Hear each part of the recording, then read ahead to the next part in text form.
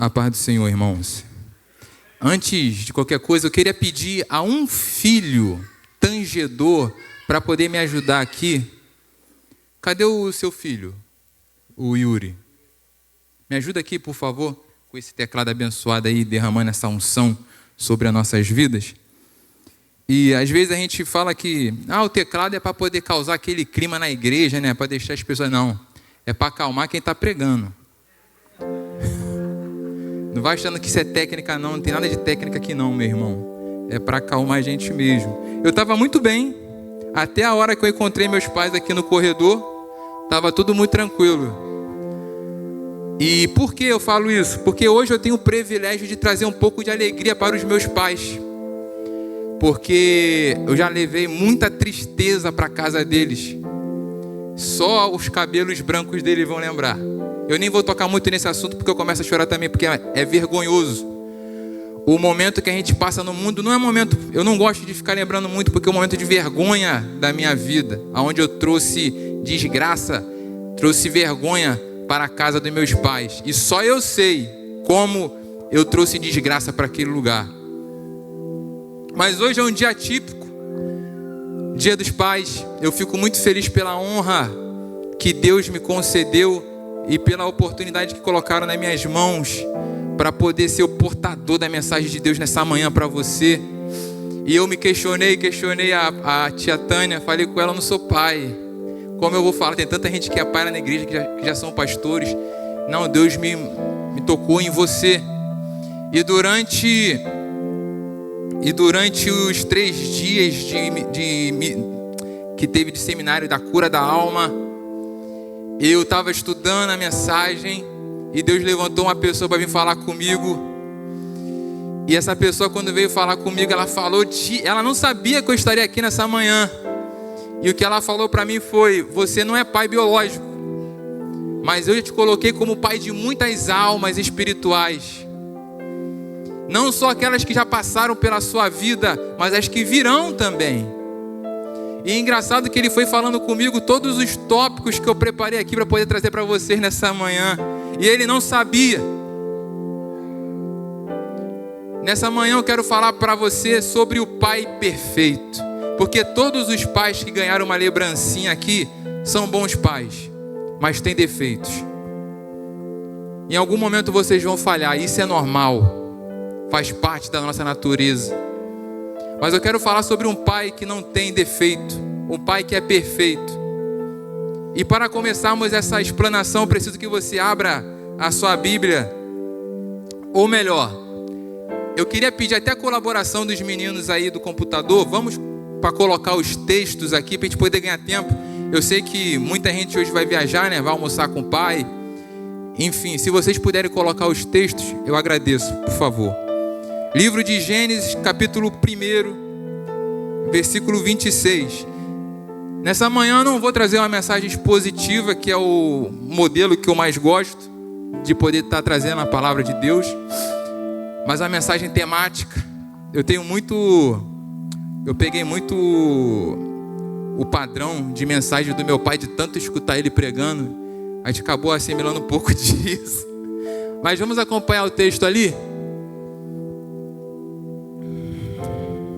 Aleluia, Jesus.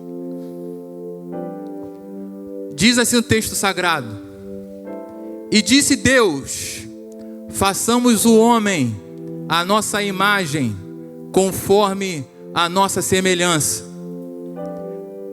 Façamos o homem, ou o ser humano em outras versões, conforme a nossa imagem, a nossa semelhança, e domine sobre os peixes do mar, e sobre as aves dos céus, e sobre o gado, e sobre toda a terra, e sobre todo o réptil que se move sobre a terra. Entenda algo: você é criatura de Deus. Quando Deus te criou, Ele te criou com um propósito específico. Ele preparou um ambiente para que você pudesse estar ali na presença dEle. E isso assim, irmãos, só de imaginar é algo glorioso. Só que, mesmo com todo o preparo que Deus fez, o homem decidiu pecar. E esse pecado do homem trouxe consequências catastróficas, não só para a vida dele, mas para toda a descendência que viria após dele. E agora, por causa daquele pecado, o homem se afasta da presença do seu Criador.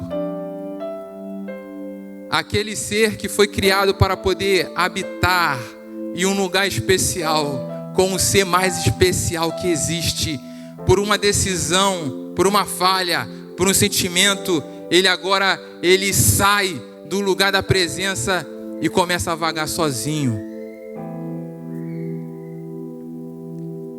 Só que glória a Deus por Jesus Cristo nosso Senhor. Antes de eu começar a mensagem, eu preciso que você entenda que você é filho de Deus. E por que você é filho de Deus? Quantos aqui nessa manhã entendem o poder do sacrifício de Cristo por você? Levante a mão. Todos aqui entendem? Então, se vocês entendem que todo o motivo do sacrifício de Cristo, você é filho de Deus.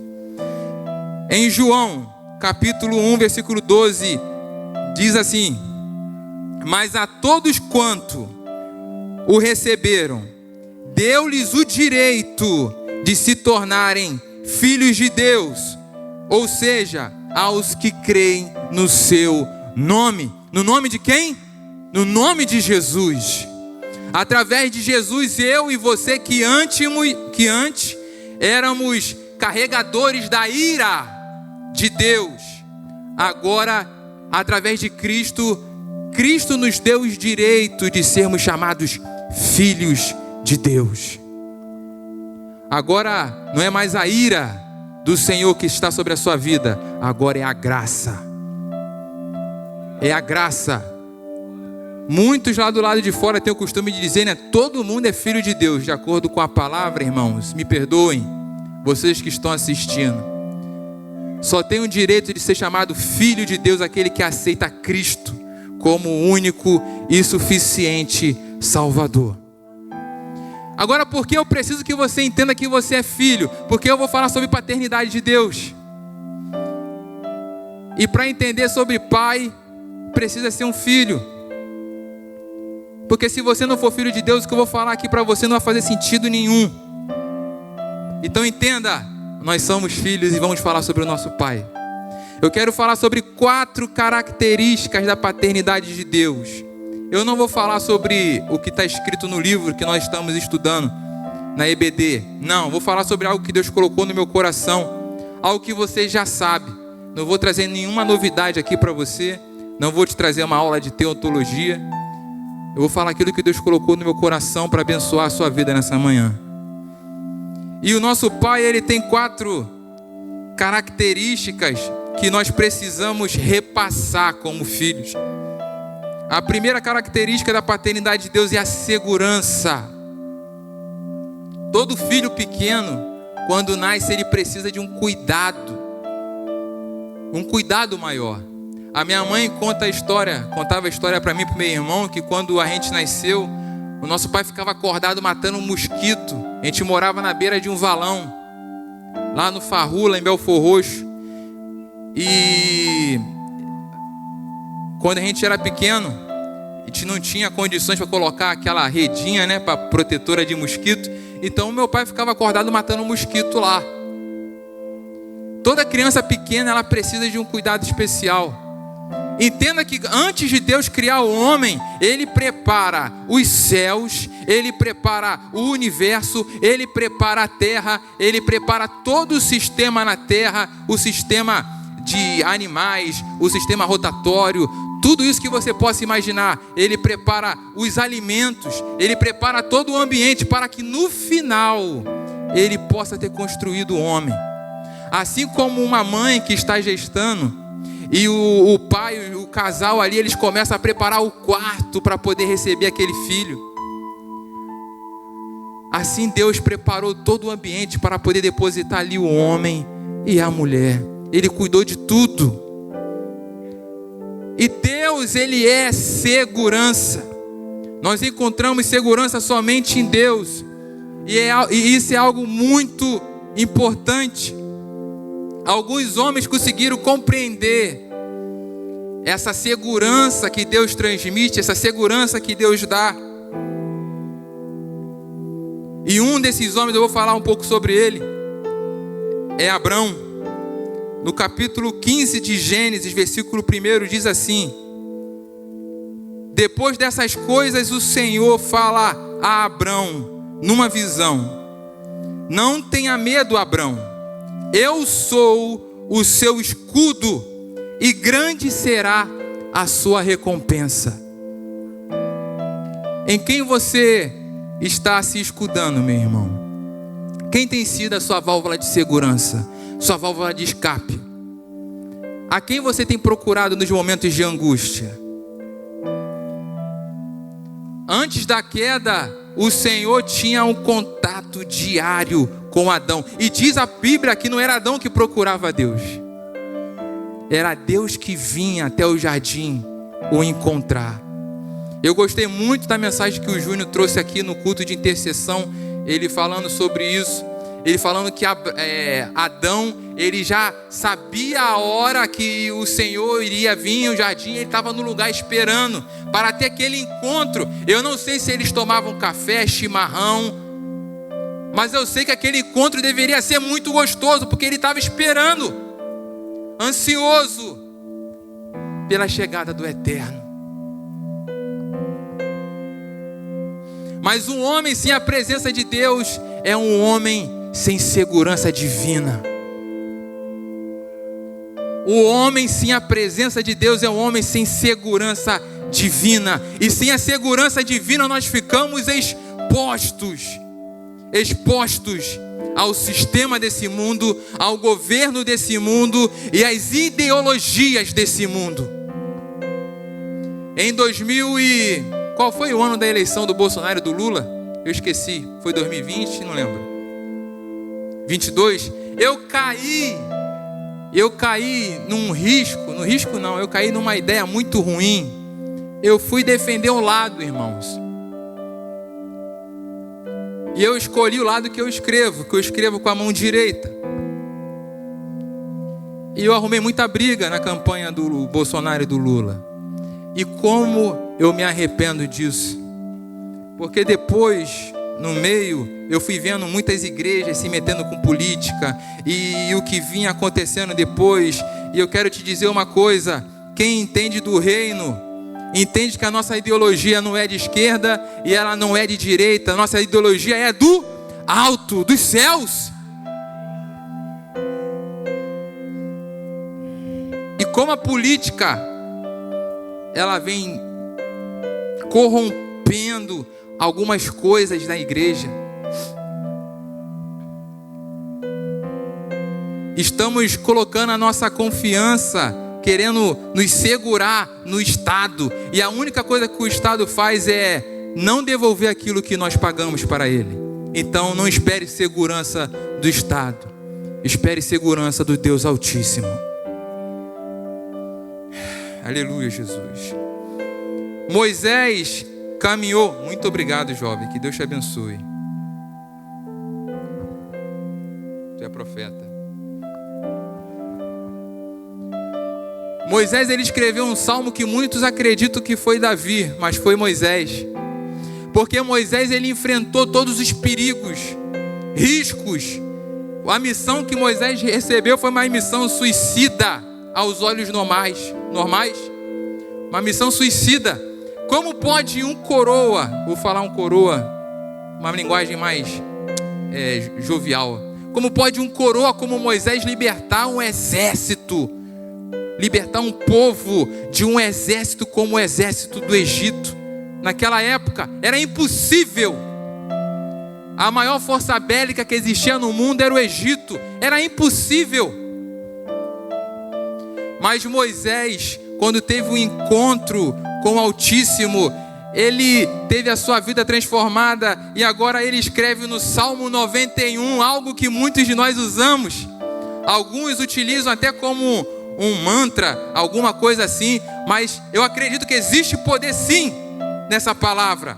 Salmo 91, versículo 1. Moisés vai falar: caminhando no deserto, num lugar que muitos entendem como lugar de morte, mas Moisés, ele escreve isso: aquele que habita no abrigo do Altíssimo e descansa à sombra do Todo-Poderoso, pode dizer ao Senhor: Tu és o meu refúgio e a minha fortaleza, o meu Deus em quem eu com segurança.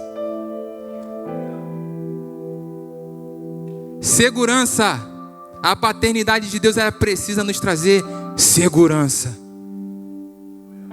Aleluia, Jesus. A segunda característica da paternidade de Deus é que ela nos gera identidade. Você precisa ter uma identidade em Cristo, uma identidade em Deus. Deus, ele gera uma identidade em seus filhos. E por que a identidade é um tema tão batido na igreja?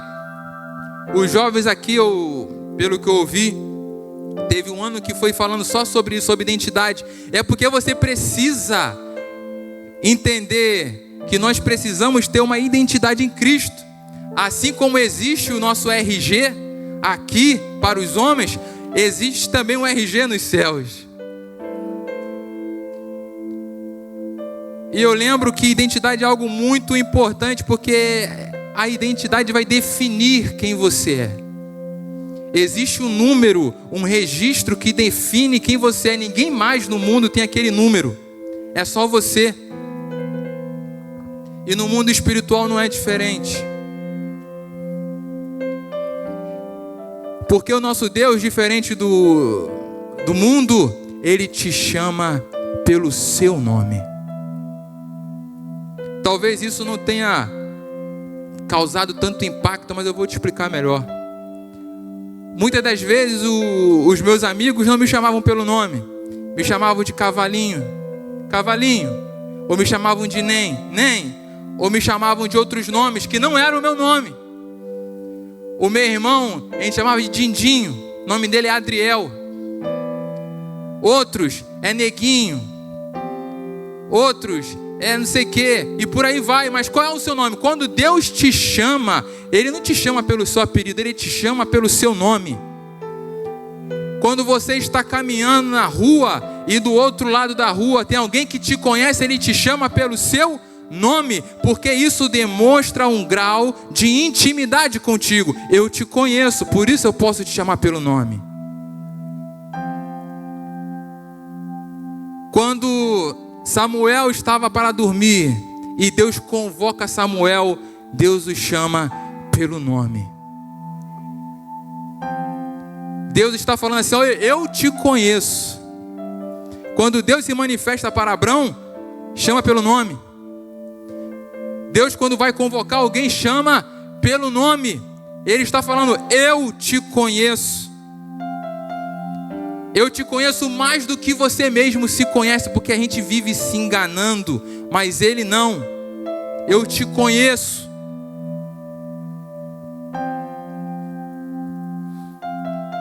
E por te conhecer, eu não vou deixar que você viva como você está vivendo. Aleluia, Jesus. Eu estava conversando com o pastor, uma conversa de loucos nessa semana, pastor. Porque ele me mandou uma coisa, eu entendi outra coisa e respondi outra coisa para ele. E o pastor me mandou uma mensagem falando sobre Abrão. Entenda, olha como é que Deus, ele trabalha direto na identidade. Quando Deus convoca Abrão, Abrão era filho de Terá.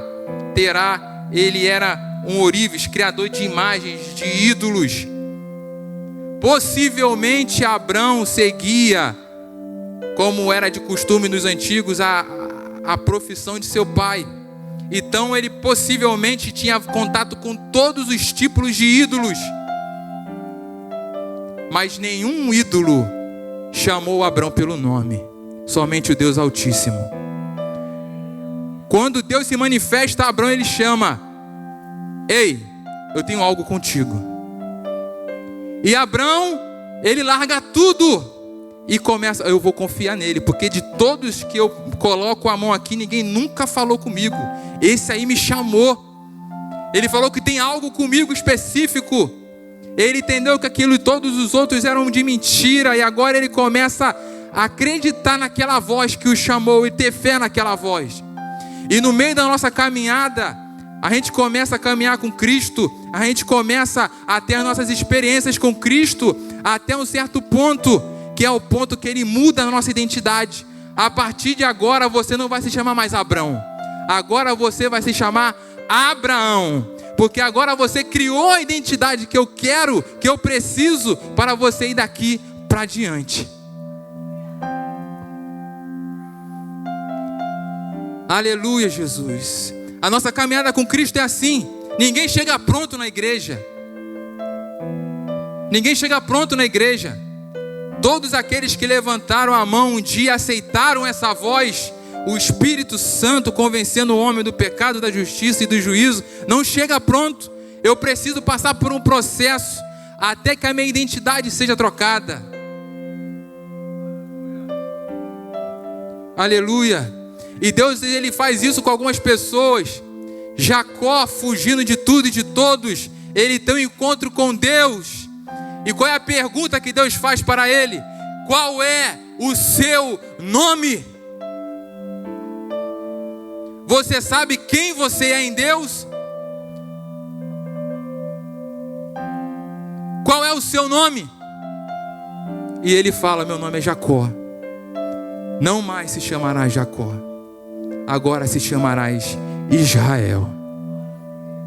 Aleluia. Deus quer mudar não só o nosso nome, Deus quer mudar a nossa história. É por isso que Ele precisa inserir a identidade dEle em você. Gálatas 2, versículo 20. Eu não vou me alongar. Gálatas 2, versículo 20. Vou lendo aqui para adiantar. Já estou crucificado com Cristo, e vivo não mais eu, mas Cristo vive em mim. E a vida que agora vivo na carne, vivo na fé do Filho de Deus, o qual me amou e se entregou a si mesmo por mim. A vida que nós levamos agora, quando nós recebemos a identidade de Cristo e carregamos a identidade de Cristo, ela não é para o nosso bem prazer, mas é para glorificar aquele que mudou a nossa história. Aleluia, Jesus. Deus, Ele vai falar com Simão um pouco antes da sua morte, e Ele entende a importância que Simão tinha para os discípulos e para os seus propósitos. E Ele fala: agora você não se chamará mais Simão, vai se chamar, fala com mais força, vai se chamar Pedro, pedra, rocha. Aleluia. E Ele continua dizendo, porque sobre essa rocha, agora Ele fala dele, que é a pedra fundamental. Por que Pedro era uma rocha? Porque Jesus, Ele é a pedra fundamental, e cada um de nós somos um pedaço de tijolo na construção do reino de Deus aqui na terra. Aleluia, Jesus. Terceiro, a paternidade de Deus nos dá direção. Uma vida sem direcionamento é uma vida ao acaso. E falando sobre o acaso, me recorda, infelizmente, de um pastor conhecido, usando o talento que Deus lhe dera para cantar e compor tantos louvores inspirados pelo Espírito Santo. Agora ele canta uma música famosa do Titãs sobre o acaso. O acaso vai proteger ele enquanto ele andar distraído. Servo de Deus não anda distraído. Vigiai e orai. Servo de Deus não pode andar distraído. Servo de Deus não acredita em acaso. Servo de Deus não tem uma vida sem propósito, sem direção. Aleluia. Vamos ler lá o que está escrito em Gênesis 2,16, por favor. Aleluia, Jesus. Gênesis 2, versículo 16. E ordenou o Senhor Deus ao homem, dizendo: de toda árvore do jardim comerás livremente, mas da árvore do conhecimento do bem e do mal, dela não comerás, porque no dia em que dela comeres, certamente morrerás. Quando Deus coloca o homem dentro do jardim, já dá uma direção. Você vai viver bem, você vai ter alimento, tu vai ter sustento, tu vai ter companhia, tu vai ter tudo, se me obedecer. Deus, ele dá uma direção direta para o homem. Mas se você comer desse fruto, se você ousar encostar nesse fruto, você morrerá. E hoje em dia, muitos falam sobre Adão. Culpa de Adão e culpa de Eva que eu estou nessa vida. Culpa de Adão. Ah, se Adão não tivesse comido aquele fruto. Mas quantos frutos nós temos comido hoje? Quantas vezes nós não temos pegado da árvore que não era para nós pegarmos? E quantas vezes nós pegamos? Nós não só vemos o fruto, mas nós queremos pegar, limpar, mastigar e engolir. Qual é a direção que Deus tem dado para a sua vida, irmãos? Eu não posso falar sobre o seu propósito. Eu posso falar sobre o meu. Eu posso falar sobre o meu propósito. E falando sobre direção, propósito é um assunto muito complexo dentro da igreja. Porque o meu pai, ele sempre foi dirigente de congregação, desde quando eu era pequeno. E hoje eu falo isso muito abertamente, porque eu já estou tratado. Já conversei com ele, já pedi perdão para ele, falei para ele pedir perdão sobre isso. Porque a igreja roubou muito tempo do meu pai para comigo e com meu irmão. Hoje nós temos um pouco mais de entendimento sobre isso. E quando eu via meu pai, não é que meu pai ensinava isso diretamente para a gente, mas indiretamente foi criando dentro da nossa mente um contexto que o homem de Deus precisa pregar. O homem de Deus precisa estar aqui em cima pregando. E eu cresci com isso na minha mente. E como eu fui tratado nisso? Até um tempo atrás, alguns anos atrás, eu queria pregar. Eu estava me preparando para pregar, para ser um pregador da palavra. Não, vou ser um pregador da palavra como meu pai. Vou ser uma bênção, vou ser usado por Deus. E o problema não é você ser pregador não da palavra, porque pregadores todos nós somos. O negócio é o direcionamento que Deus tem para a sua vida. O propósito que Deus tem na vida do meu pai não é um propósito que Ele tem na minha vida. Aleluia, Jesus. E eu fui entendendo na minha caminhada qual é o propósito que Deus tem na minha vida. E eu sou muito questionador. Eu sou igual Jó. Você vê, muita gente fala, Jó, mas foi quando Jó começou a questionar que Deus apareceu para ele. Jó chorou, Jó sofreu, mas quando Jó começou a questionar foi quando Deus se manifestou para ele. Então não tenha medo de questionar Deus. Não tenha medo de questionar Deus. Não vá procurar respostas em quem não pode te trazer respostas. Questione a Deus, mas esteja pronto para te ouvir quando Ele for te responder. E eu questionei a Deus e Deus me respondeu. Irmãos, e quando Deus responde, machuca, dói, porque Ele vai direto no seu ego. Ele vai direto no seu ego. E eu estava sendo chamado para pregar, estava começando a achar, agora a minha vida ministerial vai emplacar. Eu estava indo pregar, e teve uma hora que, aí vem Deus usando a boca mais especial que existe na minha vida, que é a da minha esposa. Se existe uma mulher que eu vejo que ela é profeta, assim como João Batista era, é minha esposa. Ela não tem medo de falar para mim o que Deus coloca no coração dela. Glória a Deus pela vida dessa mulher na minha vida. E ela foi direto na ferida, você está com o ego muito aflorado.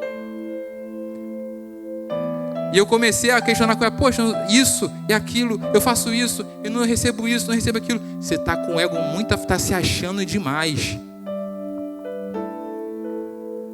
E eu comecei a orar, a pesquisar e falar com o Pai sobre isso. E engraçado como é que Deus ele vai trabalhando na nossa vida, porque a gente é muito pequeno, mas Ele é muito grande.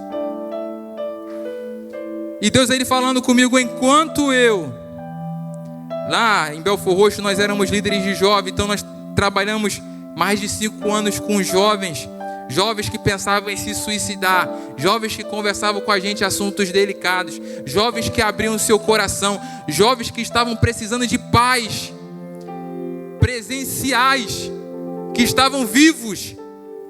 E às vezes a gente ouvia, eu queria que meu pai fosse que nem você, e minha mãe fosse que nem você, meu pai não me escuta que nem você. Quando eu converso isso com o meu pai já me repreende. E eu querendo pregar. E eu querendo, quando a mente está assim, né? Isso aqui deixa de ser altar, vira palco. Eu querendo palco. Porque isso aqui é algo muito sério. E Deus falando comigo, enquanto você... E a confirmação veio aqui através desse profeta.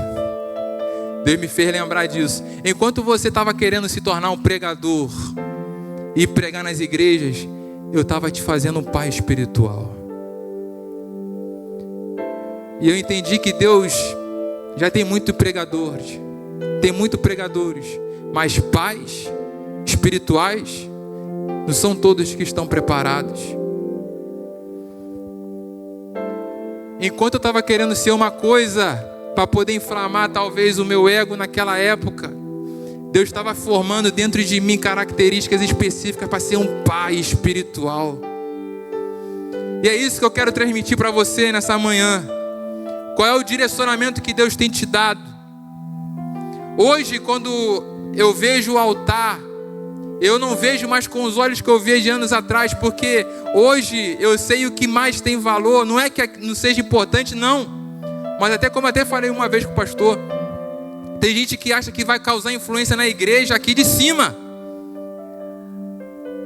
Não, irmãos, aqui você pode explanar uma mensagem muito boa, mas a gente causa influência na igreja no dia a dia, ó, do lado das ovelhas. O pastor, ele tem cheiro de ovelha. O pastor, ele tem pelos de ovelha. E quando eu falo pastor, não estou me referindo somente aos pastores da igreja, não. Porque todos nós fomos chamados para cuidar, para zelar, para proteger, para cuidar e para lançar. Como é que você tem tratado dos seus filhos gerados e dos seus filhos espirituais? E como eu fico feliz, porque quando eu cheguei aqui, como eu falei, Deus usou um varão e ele me fez lembrar disso. Cara, você é pai espiritual. E até hoje a gente cansa de receber mensagens dos nossos filhos espirituais de Belfor Roxo. Algumas com coisas sérias. E eu fico assim, meu Deus, como é que... Teve um que me contou algo e eu fiquei assim, meu Deus, Flaviana, como é que eu vou resolver isso? E a gente procura em Deus. A gente procura em Deus para poder resolver da melhor forma.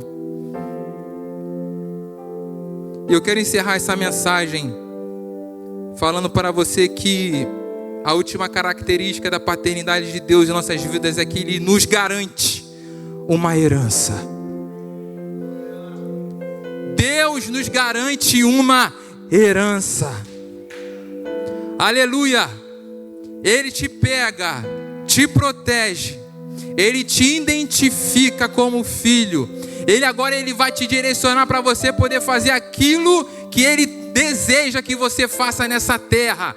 E por último, não é em vão, meu irmão, aquilo que nós fazemos, porque Ele te garante uma herança.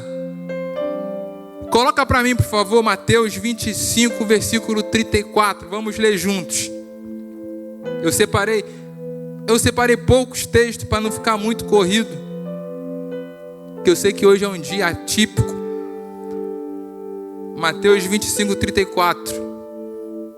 Aleluia, Jesus.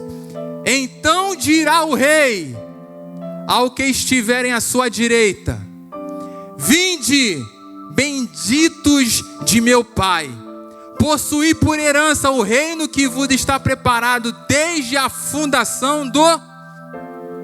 Existe um reino preparado para você antes da fundação do mundo. Existe uma herança garantida para você antes da sua própria existência. Aleluia! Através de Cristo Jesus, agora nós vamos conquistar aquilo que por nós mesmos nós não conseguiríamos conquistar. Eu quero te pedir, levanta do seu lugar nessa manhã. Aleluia, Jesus. Aleluia, Jesus. Nós falamos muito sobre paternidade e vamos falar muito sobre paternidade. Eu separei essas 4 características da paternidade de Deus como algo bem prático, rápido, para que nós possamos ter um direcionamento para a nossa vida. Eu não preparei nenhum louvor, mas eu queria fazer uma oração. Ou melhor, eu quero convidar o pastor para fazer essa oração. Pode orar, pastor? Irmãos, eu não vou chamar ninguém aqui na frente. Eu quero que você que se sente, que precisa de alguma dessas características que nós falamos aqui. Você entende? Eu preciso melhorar. Eu preciso me identificar como filho de Deus. Eu preciso possuir as ferramentas que os filhos de Deus têm para poder desempenhar aquilo que Ele me direcionou para fazer. Você vai orar comigo nessa manhã. Você que ainda não sabe o que Deus planejou para você, você não sabe qual é o seu propósito, qual é a direção que tem na sua vida. Eu quero orar contigo nessa manhã.